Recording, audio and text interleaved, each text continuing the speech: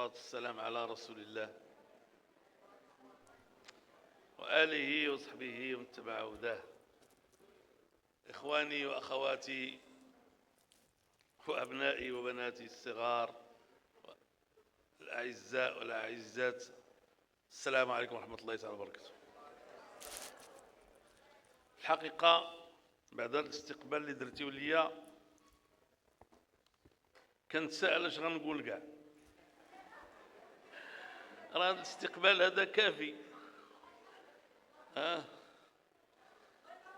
الله يجزيكم بخير، بارك الله فيك.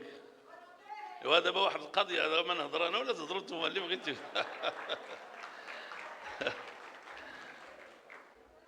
لا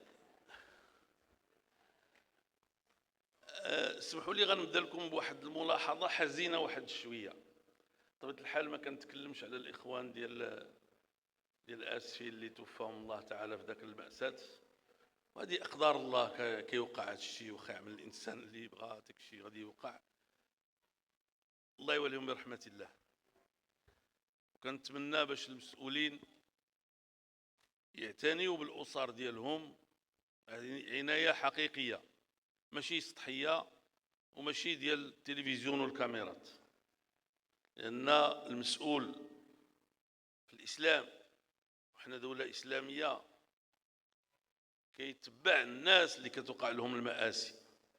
سيدنا عمر كلكم كتعرفوا القصص ديالو، ولكن واحد القصه ربما ما كتعرفوهاش، ديال واحد السيده يعني كانت تسكن في اطراف المدينه وعلى وشك الوضع، وهو خرج يتفقد الرعيه وهو يتلاقى الزوج ديالها.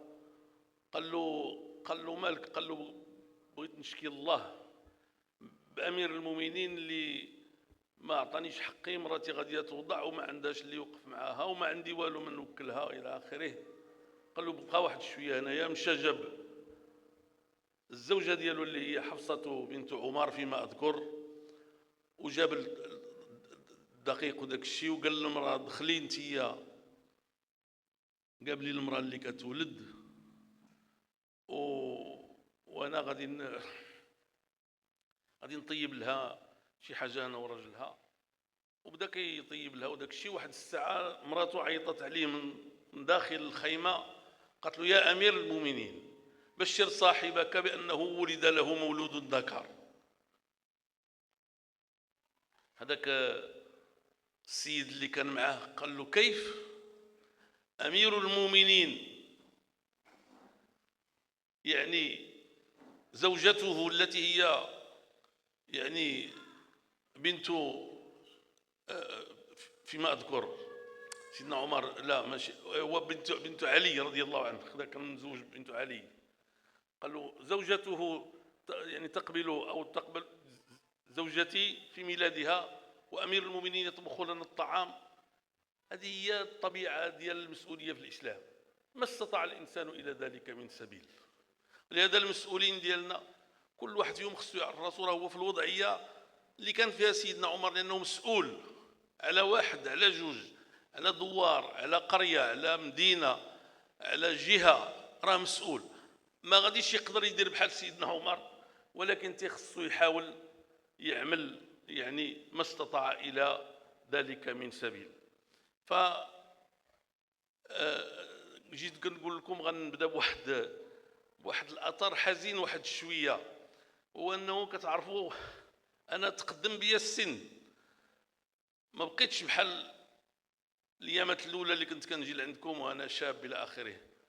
وملي الانسان كيتقدم به السن هو باقي كيبذل المجهود، ولكن تيفكر شكون اللي غادي يتحمل هذه المسؤوليه من بعد. وتفكرت واحد اللقطه ديال هذاك الفيلم ديال عمر المختار لما شنقوه الايطاليين من بعد ما رفض باش يعني ان يكون عميلا لهم، يعني بينوا واحد الولد طاحت من عمر المختار النظارات ديالو، جا وهز هذوك النظارات وفيه اشاره انه سيستمر في المهمه. فانا اليوم جيت بطبيعه الحال كنقوم بالدور ديالي كامين عام ديال حزب العداله والتنميه، ولكن في نفس الوقت جيت باش نقول كلام اللي غتحملوه نتوما عني، باش الا مشيت ورجعت للرباط ودازت واحد المده وقدر الله ان اغادر هذا العمل الحزبي او ان اغادر هذه الدنيا، ما يوقفش هذا الشيء. خص هذا الشيء هذا الاخوان ما يوقفش، بحال اللي حنا تحملناه واحد الوقت وكنا غير شباب بحالكم، بحال واحد العدد ديال الشباب منكم، وتحملوه قبل منا الناس اللي احسن منا في هذه البلاد، باش الله سبحانه وتعالى كتب لهذه البلاد باش تبقى واقفه الى حد الان. خص اليوم كذلك تحملوه انتم رجالا ونساء كبارا وصغارا، ولكن شبابا بالخصوص، باش تبقى هذه البلاد واقفه. راه هذه البلاد ما غتبقاش واقفه بالتلفزيون، ما غتبقاش واقفه بالمسرحيات الخاويه، ما غتبقاش واقفه بالافلام ديال تركيا ولا ديال امريكا اللاتينيه، ما غتبقاش واقفه بالمهرجانات والموسيقيه. كل شيء هذا الشيء واحد شويه منه معقول، ولكن ماشي هذا الشيء اللي كيبني البلاد. اللي كيبني البلاد هو الرجال ديالها اللي كيتحملوا المسؤوليه، اللي كيضحيوا من اجل الشعب. انا كنشوف الاخوان باللي هاد الاخوان ديال الاسفي تبارك الله عليهم وفقوا غايه التوفيق في اختيار هذا العنوان، المشاركه السياسيه خيار لتحسين الخيار الديمقراطي. لانه خصنا بعدا حنايا نسولوا ريوسنا شنو قصتنا، علاش كاع جينا لهنايا؟ واش ما كانش من الاحسن كل واحد يمشي لشي شغال ولا لدارو ولا يمشي للسوق ولا يمشي يتسرى ولا يشوف اش يدير؟ حنا كنجيو لان عندنا واحد الامل، عندنا واحد الامل باش نشاركوا في الحياه السياسيه، باش بلادنا تحسن وتزيد لقدام. الحمد لله بلادنا بخير، ما عندنا ما نقولوا، حنا نقولوا علاش. ولكن راه هذا الشيء هذا اللي كنقول لكم اولا حق ديالنا، وثانيا واجب علينا، وما عندناش فيه خيار. الظروف صعيبه الاخوان، الظروف الدوليه صعيبه، انتم كتشوفوها، الظروف الوطنيه صعيبه. الا كنشوفوا الاحوال ديالنا غاديه وكتصعب وغاديه كتدهور، لانه ما كنشاركوش سياسيا كما نحتاج، لان كل شيء تيتكلم على التغيير. باش تيكون التغيير؟ واش نديروا انقلاب؟ نديروا ثوره؟ شنو نديروا؟ كاين قدامنا طريق واحده اللي يمكن تكون ايجابيه، وهي المشاركه السياسيه.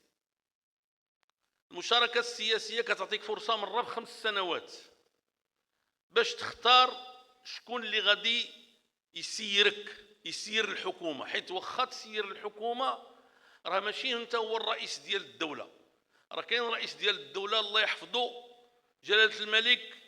وراه هذاك جلاله الملك الا كتشوفوا الامور بقات مستقره نسبيا ومحتمله، لانه هو كاين تما، ولانه هو يحول ويحد من الفساد ديال بعض الاشخاص وديال الاوضاع، ديال بعض الاوضاع وديال بعض الاحزاب، باش ما كنوصلوش للقاع. وهذا الشيء ما تيقولوا لكم شي واحد اللي بعيد، تيقول لكم واحد الانسان اللي كان رئيس الحكومه وكان بجواره لمده 5 سنوات. ولكن واش حنا ما عندناش مسؤوليه؟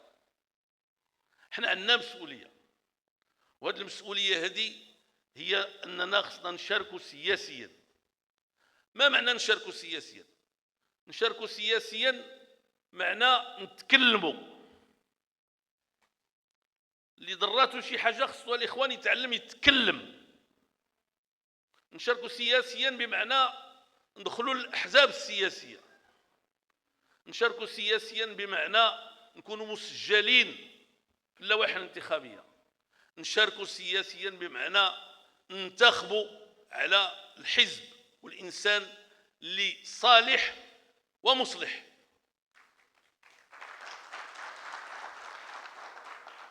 هذا الشيء بالفرنسيه تيقولوا واحد الكلمه، تيقول لك سيني كوا نون، الا ما كانش راه ما كاين والو.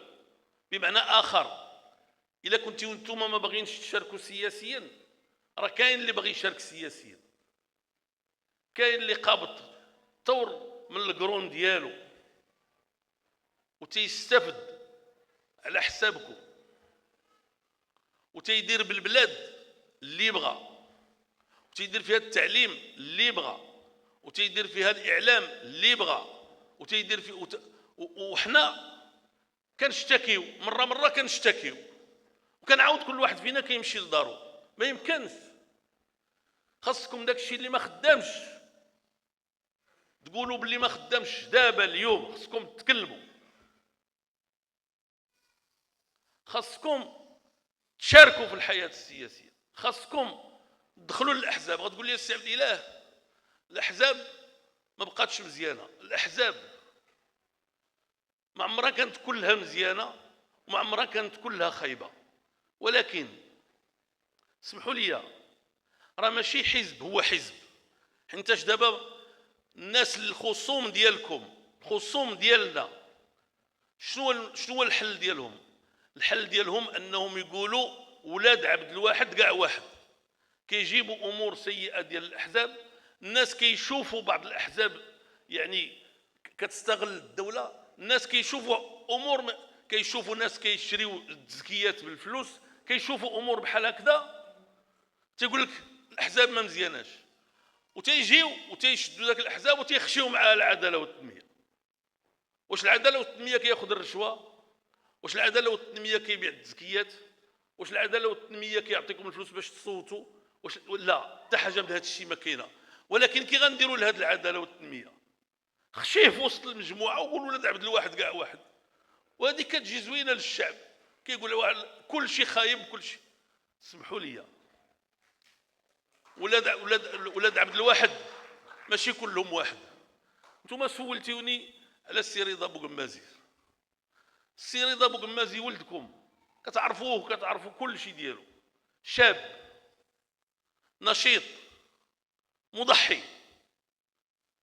تختار في الامانه العامه السابقه وتختار في الامانه العامه السابقه ديالي وتختار في الامانه العامه هذه المره. وملي جاوا الاخوان للجمع العام اختاروه في الجمع العام كمرشح ديال حزب العداله والتنميه، وملي جا للامانه العامه صوتنا عليه بالاجماع. واحد اللي ما صوتش عليه هو ما صوتش على راسه وما بغى ليناش. قال لك اسيدي ماشي حينتاش انا شاب محامي، فين ما كانت شي قضيه عادله ديال شي واحد من الاخوان ديال الحزب كيطير ويمشي من بلاصه. هذا الشيء اللي خاصكم في هذه البلاد. شنو بغيتوني نجيب لكم؟ هذا ولدكم. راه بحال هذا الشيء هو اللي عندنا في كل المناطق، ماشي كلهم في المستوى ديال الاسترداد ماشي.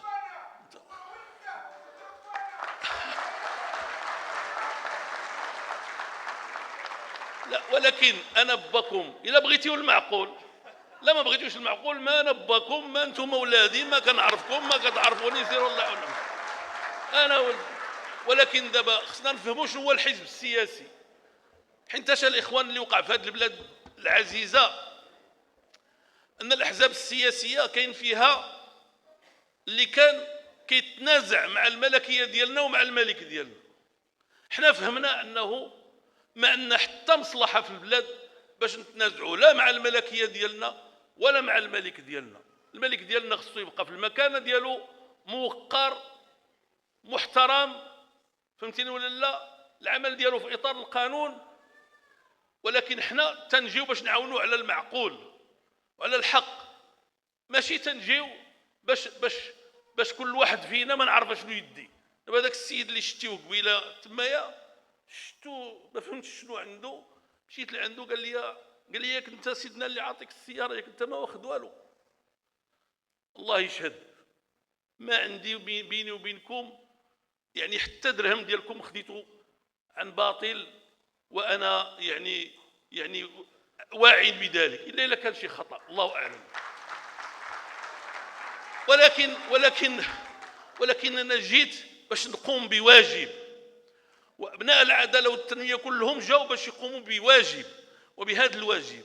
ولهذا باللي تجيو باش الاحزاب السياسيه كاين فيهم اللي كان كيتنازع مع الملكيه ما بقاش كيتنازع مع الملكيه، كاين فيهم احزاب جات باش تستافد، راه كتستافد. كاين تغير في السياسه في العالم. ملي كان الاتحاد السوفيتي والولايات المتحده كانوا الافكار كيدابزوا والراسماليين كيستافدوا في حدود. ملي طاح الاتحاد السوفيتي الراسماليين قالوا علاش حنا غنبقاو واخدين الحدود، غادي نشريو هاد الديمقراطيه. شراو الديمقراطيه في العالم كله، شراو النواب والشيوخ ديال الولايات المتحده وديال فرنسا ولاو كيعملوا اللي بغاو. وحنا عندنا هنايا في المغرب مع الاسف الشديد هاد الحكومه هادي كيترأسها واحد الشخص اللي شرا الديمقراطيه وبغى يشريها حيت عنده الامكانيات، وشرا واحد العدد ديال المواقع الاجتماعيه وشرا واحد العدد ديال وسائل الاعلام وهيمن على الاداره وكيخدم الناس ديالها في الاتجاه ديالو. ولكن كون دار هذا الشيء كله ومشى في الاتجاه ديال المصلحه ديال الشعب وديال الدوله، حنا الاولين نصفقوا ليه ونقولوا هذا احسن منا. ولكن دار هذا الشيء ومشى كيدير تضارب المصالح. هذا كنذكر لكم غير شي حاجه. تضارب المصالح الا فهمتوها راه حزب العداله والتنميه فهمها لكم. تضارب المصالح هي صفقه باش نحليو الماء ديال البحر في المستقبل للدار البيضاء، باش ما تبقاش الدار البيضاء عطشانه مزيان. ولكن من بعد ما خدا هذه الصفقه شد هذيك الصفقه هذيك وداها لواحد اللجنه ديال الاستثمارات وخدا قرار باش تاخذ 260 مليار ديال السنتيم. 260 مليار ديال السنتيم باي حق؟ ملي هذا الشيء هذا بغيتي ديروا هكذا قولوا للناس كاملين اللي تنافسوا معاك. الناس اللي تنافسوا معاه تنافسوا على انه ما كاين الدوله ما تعطي والو، وشويه مشى ياخذ. جاب الله العداله والتنميه، نقولها لكم بصراحه وبوضوح، العداله والتنميه وقف وجه الصفقه هذه وفضحها، وكان مضطر يجي للبرلمان ويعترف ويقول ما غناخذوش هاد الفلوس هادو. وملي ما غتاخذهمش علاش شي تاخذوا النهار اللي واش دابا هاد الشيء كتفهموه ولا ما كتفهموش؟ الا ما كتفهموش غنفهم باللي انا ما بقيتش كنبين. حيت شحال هذيك قبيله قال لك الاخ قال لك الرجال والنساء بداو كيفهموه. السي الاخ الكريم ديك الكلمه ديالك البليغه راه حتى الدراري كانوا كيفهموني، ولاو الدراري الصغار كيعرفوا شنو هي المقاصه وكيعرفوا اذا غادي يكون الكفاءه ديالي كمعلم نزلت الارض. فخصكم تفهموا شنو كديروا. انتم اللي جيتيو صوتيو على السي عزيز اخنوش، ماشي انا اللي قلت لكم صوتوا عليه، صوتيو عليه وكانت النتيجه ديال التصويت هو هذا الشيء اللي شفتيو بعينيكم. هاد الاحزاب السياسيه اللي كنتكلموا عليها شنو هو العمله ديالها باش كتجيب الناس. انت من الاعيان خصك اللي يدافع لك على المصالح ديالك غتدخل معانا ندافعوا عليك على المصالح ديالك. انت ماشي من الاعيان ما عندك والو، كنوعدوك انت غنديروك رئيس ديال مجلس الجهه، انت غنديروك رئيس ديال الجماعه، انت غنردوك وزير، في الاخر ملي ما كيقدرش هذاك الشيء يوفي به. واش هذاك السيد يقدر يمشي يقول لهم راه واعدني وما وفاش؟ كيسكت. لان الفرنساويين تيقول لك يا ودي الوعود ما كتنفع الا الاشخاص اللي ما كتلزم الا الاشخاص اللي كيامنوا بها. اما هذاك اللي كيوعدك راه كيطلق منك ويمشي يخليك. جاوبني يا سي شهاده امام الله، وعدناك بشي حاجه قول لي انا ما محتاج لكم كاع، لا هو لا غيره. جيبوا لي شي واحد وعدناه بشي حاجه فهمتيني ولا لا، وانا نقدم الاستقاله ديالي من هذا الحزب. هذا الحزب الاخوان ديالكم هو فلته من التاريخ.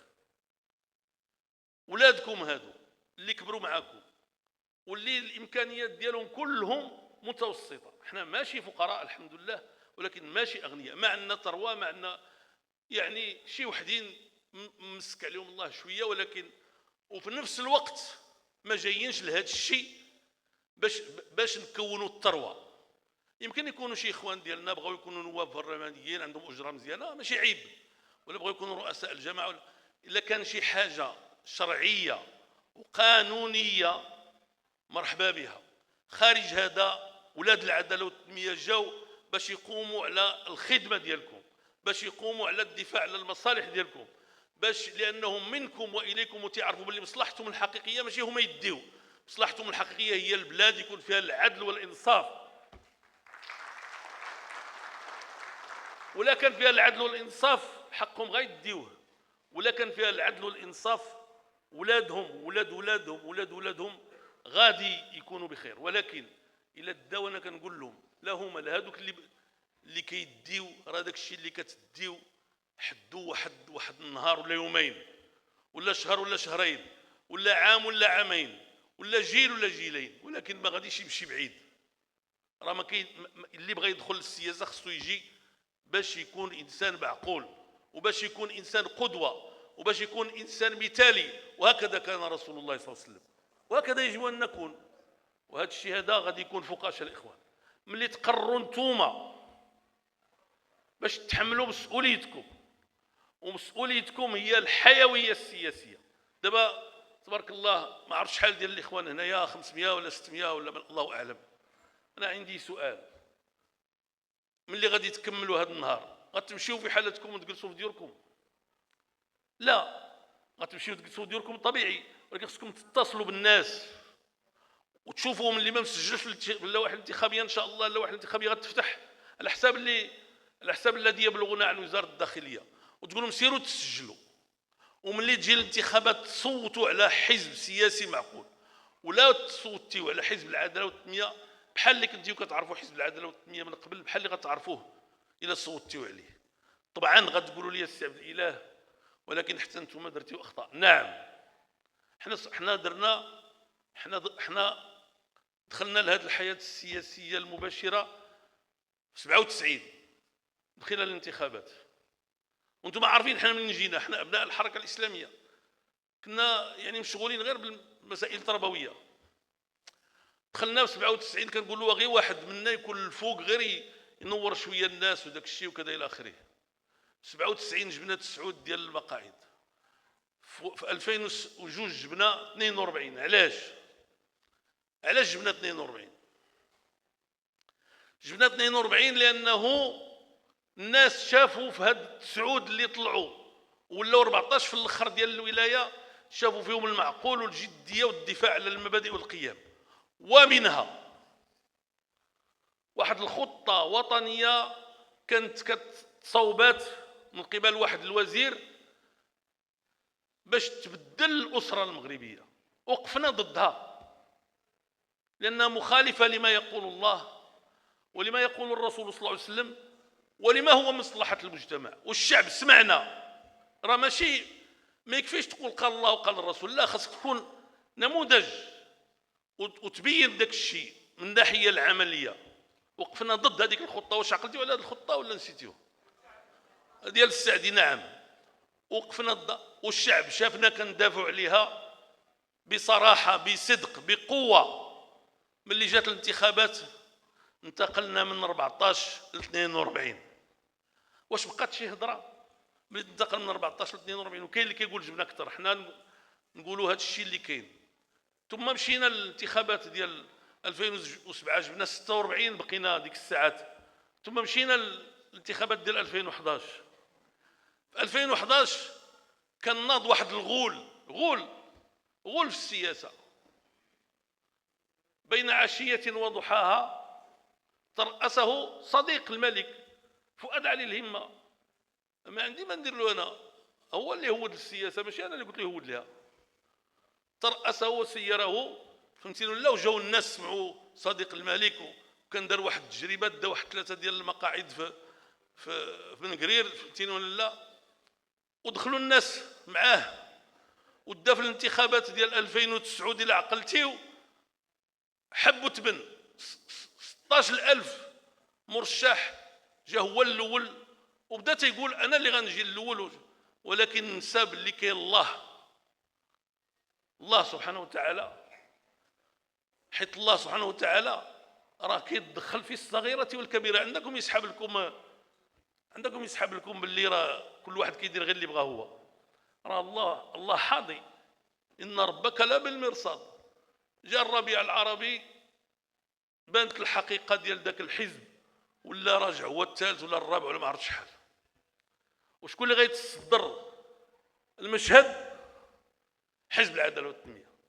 اللي كان كيقول عليه باللي غادي يكون في الهامش ديال المجتمع، ما بقاش في الهامش ديال المجتمع، جاب 107 ديال المقاعد وترأست الحكومه.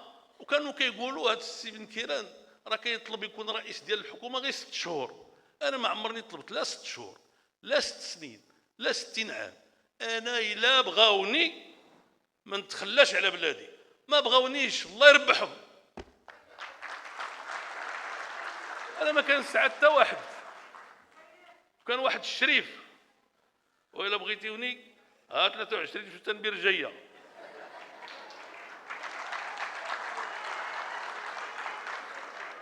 انا واحد الشريف كان صديق ديال الاخ ديالي، كان كيدي يخرجوا الاخ ديالي مره كيدي يتسرج به شويه ويتهلا فيه كذا الى اخره. قال له شوف وليدي، اللي بغانا بغيناه، اللي ما بغاناش الله لا يرزقنا ليه. حنا ما شايطينش الاخوان. العداله والتنميه راهم مواطنين بحالكم، معظمهم راهم خدامين موظفين ولا عندهم تجاره ولا عندهم حرفه ولا عندهم التقاعد ديالهم. انتهى الكلام. ما غاديش دوزت معكم 5 سنين ودابا ما فهمتش انا هاد الناس، خصوصا اللي تيقول لك ديمقراطيين واللي البعض فيهم كان عنده ماضي نضالي وداك الشيء، باقيين كيهضروا على ديك 5 سنين وكيشتموا فيها، مع ان الشعب كانت عندنا 107 عطانا 125. واش دابا كتفهموني اش كنقول لكم ولا لا؟ هذا شوف، هذا بحال شي دري فات الدراري في البكالوريا، ملي داز واحد 5 سنين تيقولوا له حنا احسن منك وانت خايب. يا ودي انا كنت عندي 107 جبت 125. هذا واحد الكاشي كبير داروا لي الشعب المغربي، اعترف لي. طبعا عيني سيدنا مره اخرى رئيس ديال الحكومه وتامروا عليا الاحزاب اللي ما كانوش باغيين وما كانش عندهم استعداد، وقالوا حنا ما نشاركوش مع هذا، وبقات القضيه موقفه 6 أشهر. وشتان بين من اعفي بعد 6 أشهر ومن غادر دون ان نعرف من الذي اعفاه قبل 6 أشهر. شتان بينهما، شتان بين زيد وزيد. زيد قتل الاسد في القفار وزيد قتله الفار في الدار. ولكن هذه بلا ما نعاودها لكم لان باسله، قلبوا عليها لريوسكم. هذا السيد هذا اللي كيترأس الحكومه دابا، هذا عنده مشكل كبير. هو ما بغاش ينسى انه تاجر. لا، التجاره ماشي عيب، ولكن التجاره ماشي عيب الا كنتي كتعرق. التجاره ماشي عيب الا كنتي كتخدم من الصباح حتى الليل. التجاره ماشي عيب الا كنتي كتربح بعرق الكتيف وبالصدق وبالاخلاص. التاجر الصدوق مع الكرام البرره يوم القيامه في الجنه. ولكن الا كنتي مولف الريع وتعطاك واحد النهار واحد الطرف من الثروه بلا ما تكون كتستعبى، خلى ليه، ما عندنا ما نقولوا. ولكن هاد الثروه ديالو ماشي كلها ديال بزاف. على انا عارف اش كنقول. كملوا من ريوسكم، فهمتيني ولا لا؟ ولكن دابا وليتي رئيس حكومه وبارك عليك. داكشي اللي خديتي قبل خديتي حتى شبعتي السي عزيز. خليني نقولها لك، ماشي كلشي داكشي اللي كنتي كتاخذ من المحروقات كان في محله. انا عارف اش كنقول. وماشي خطا ان مجلس المنافسه دار لك النهار الاول انت وصحابك 9 ديال المليار ديال الدرهم تخلصوها للدوله لانكم تواطئتوا على الشعب وما درتيوش المنافسه اللي كان خاصكم ديروا. وكانوا كيخضعوا للتوجيه ديالك. هذه هي الحقيقه الا كنتو كتفهموني اش كنقول. وحكمت وبعد ذلك وقعت التدخلات. بلادنا هذه المغرب هذا، ولكن مع ذلك خلصتي انت وصحابك 1.8 مليار ديال الدرهم للدوله اعترافا بانكم ديتيو حق غير مشروع ودرتيو تواطؤ وخديتيو الفلوس ديال الشعب بدون حق وكبرتيو كرشكم وخديتيو الربح اللي ما كتستحقوش. وهذا الشيء فضحته اللجنه في البرلمان اللي ترأسها السي عبد الله بوانو، وفضحته التلكل، وفضحوا مجلس المنافسه. وباقي هذا الشيء غادي يكون عنده تداعيات في المستقبل. دابا مجلس المنافسه كيقول ما بقاوش تلزمونا بالمنافسه مره في 15 يوم. المنافسه خصها تكون كل نهار. الدول اللي فيها المنافسه الرقم الثمن ديال البنزين كيطلع وكيهبط في نفس اليوم. كيقولوا لي علاش السي عبد الاله انت ما سقفتيش الاسعار؟ انا هذا التسقيف ديال الاسعار ما كانش موجود ديك الساعات كاع في المنطق اللي كان. علاش قلنا المنافسه هي اللي غادي تنظم السوق، ولكن جاو تواطؤوا. ولكن دابا سمحوا لي، دابا نتوما كتشوفوا وكديروا الحساب وكتشوفوا البترول بشحال كيتباع في البحر وبشحال كيتباع ملي كتشوفوا داك الشيء ماشي هو داك كتغوتوا. هذه هي الديمقراطيه. الديمقراطيه ماشي عبد الاله بن كيران غادي يجي غينزلها مره واحده. الديمقراطيه هي خرجت الفلوس ديالكم. سمحوا لي المغاربه، الناس ديال اسفين نتوما عزاز، ولكن المغاربه كاين ناس متخصصين كيدوخوا على البشر وكيدوخوا عليكم انتم بالخصوص، وتيجيو تيبداو يشتموا في العداله والتنميه ويشتموا في عبد الاله بن كيران. شنو هو المشكل؟ جهه متهمه ب 17 مليار ديال الدرهم حتى واحد ما تيهضر معاه. وعبد الاله بن كيران اللي عطاه جلاله الملك معاش استثنائي، هذاك هو بحال القضيه ديال الحواله. باش ما عيدناش العام اللي فات داروا الحساب، مشاو قالوا سيدنا راه يعني الخرفان قلال وداك الشيء. سيدنا دار داك المبادره، استجاب الشعب المغربي ما عندنا ما نقولوا.